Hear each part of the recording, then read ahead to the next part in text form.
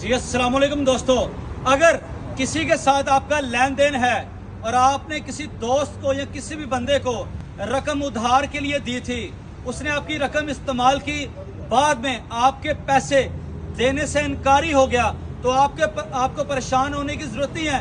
PPC का section 406 है, अमानत में खयानत। आप उसके ऊपर 406 की एफआईआर लॉन्च करवा सकते हैं, जो कि नॉन अवेलेबल ऑफेंस है। वो आपके पैसे देगा, देन उसकी जमानत होगी, देन उसकी जान छूटेगी।